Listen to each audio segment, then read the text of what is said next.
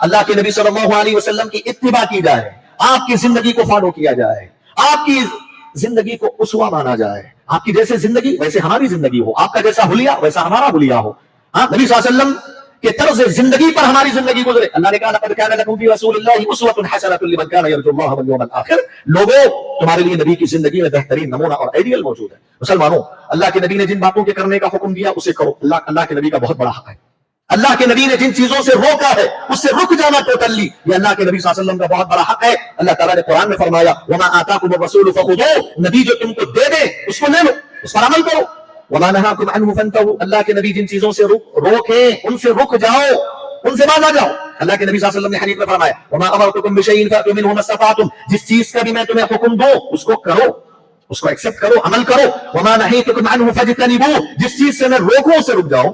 یہ بہت بڑا حق ہے مسلمانوں، میرے پاس تفصیل کا موقع نہیں ہے۔ چاروں ائمہ، امام ابو حنیفہ، امام مالک، امام شافعی، امام احمد، ان چاروں نے وصیت کر کے گئے میری بات نبی کی بات سے ٹکرا جائے نبی کی بات کو لو، نبی کی اطاعت کرو، میری تقلید مت کرو۔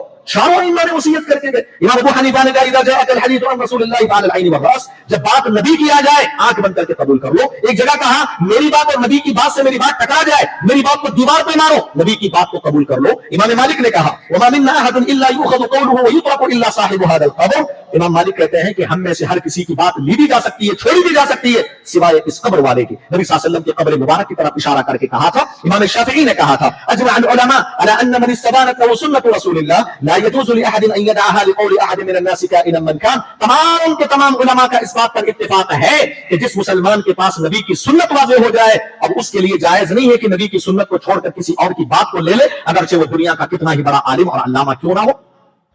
امام احمد بن حنبل نے کیا کہا لا تقلدونی، میری تقلید مت کرو، ولا تقلدوا اوزاعیا، اوزاعی کی تقلید مت کرو، ولا مالکا ولا شافعی، امام مالک کی تقلید مت کرو، امام شافعی کی تقلید مت کرو۔ وخذوا من حيث اخذوا، جہاں سے انہوں نے دین لیا وہاں سے تم لو۔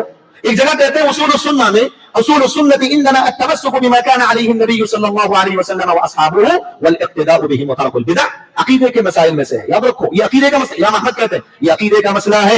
نبی علیہ الصلوۃ والسلام جو طریقہ چھوڑ کر گئے ہیں اس طریقے کو لازم پکڑ لو، صحابہ کرام جو طریقہ چھوڑ کے گئے اس طریقے کو لازم پکڑ لو اور صحابہ کی اقتداء کرو، صحابہ کے نقش قدم پر چلو اور ہر قسم کے بدعتوں سے بچو۔ حاضرین گرامی، یہ نبی کریم صلی اللہ علیہ وسلم کی اطاعت و فرما برداری، نبی کی اتباع کے سلسلے میں چاروں ائمہ نے نصیحت کر کے گئے ہیں، لہذا مسلمانوں کو چاہیے کہ نبی کی ہر بات کو سب سے اوپر رکھے۔